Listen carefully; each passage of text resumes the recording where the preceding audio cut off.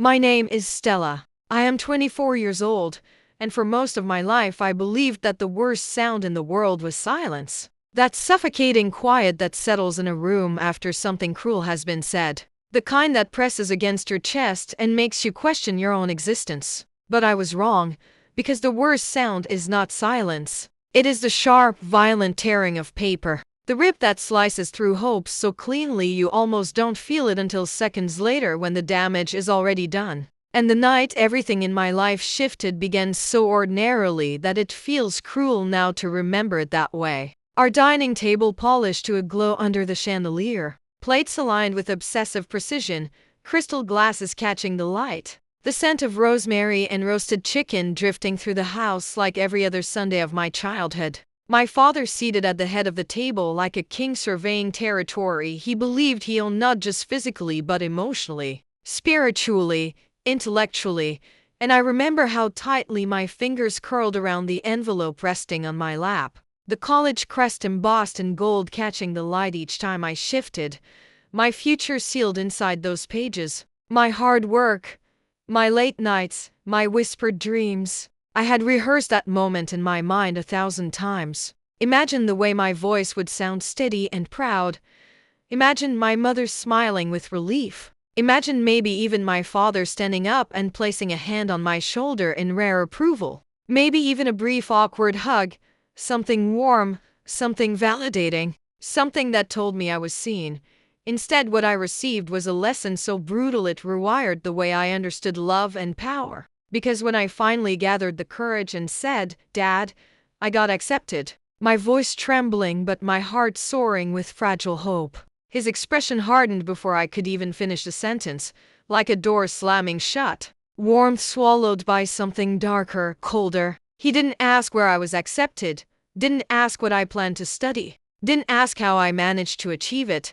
He simply extended his hand with the expectation of obedience so ingrained I didn't question it. And I placed the letter in his palm, still hopeful, still foolish, believing that maybe this was just his way of processing surprise. He scanned the page for less than a second, barely enough time to read my name. And then came the sound that would echo in my head for years. That merciless rip as he tore my college acceptance letter in half and then again, fragments drifting down onto the table like confetti at a celebration of my humiliation. And the room froze.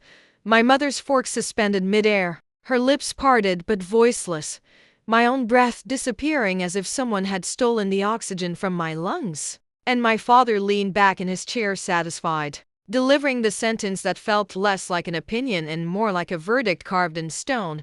No daughter of mine needs an education. He didn't shout it. He declared it calmly, coldly, as if announcing a household rule about curfews or chores. And shame burned through me so fast it made my vision blur. But worse than shame was disbelief, because I kept searching his face for some sign this was a test or a twisted joke, some flicker of regret, but there was none. And across the table my grandmother sat quietly, observing as she always had during family storms, saying nothing at first, just watching. 1 second, 5 seconds, 10 seconds. The ticking clock on the wall growing unbearably loud in the silence that followed, and my father smirked, mistaking her stillness for agreement, for submission, for the same compliance he expected from everyone under his roof. But what he failed to understand was that my grandmother's silence had never meant surrender, it meant calculation. And she sat there for what felt like an eternity, though I later realized it was exactly 30 seconds. 30 seconds that stretched like a held breath before an explosion. And then with a calmness so precise it felt surgical, she pushed her chair back. The scrape of wood against tiles sounding like thunder in that frozen room. She stood up slowly, deliberately, every eye locking onto her as if instinctively recognizing that the balance of something unseen was shifting. She reached for her coat draped neatly over the back of her chair and slipped it on with measured movements, smoothing the fabric down her arms as though preparing for a ceremony rather than a confrontation. And my father chuckled, amused, convinced he was still orchestrating the narrative, that this was just theatrics, just generational stubbornness he could brush aside. And that was his greatest mistake, because my grandmother turned to him with a gaze so sharp it seemed capable of slicing through bone and said with clarity that altered the very temperature of the air, "Pack her bags." Confusion flickered across his face before morphing into loud dismissive laughter. "Oh, come on," he scoffed, waving a hand as if shooing away absurdity. "You can't be serious." But she did not argue, did not raise her voice, did not engage in a shouting match. Instead, she reached calmly into her handbag and withdrew a folded document so ordinary in appearance that no one understood its weight until she unfolded it and placed it on the table. And my father laughed right up until the moment he recognized what it was. The deed to the house, the legal document proving ownership. And I watched the color drain from his face as realization dawned with brutal clarity. The house he bragged about, the walls within which he dictated rules and expectations and destinies, the fortress he used to justify his authority, had never truly belonged to him.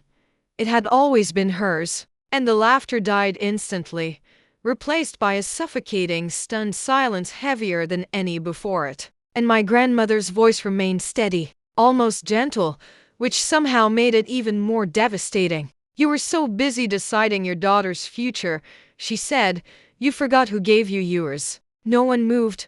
No one breathed.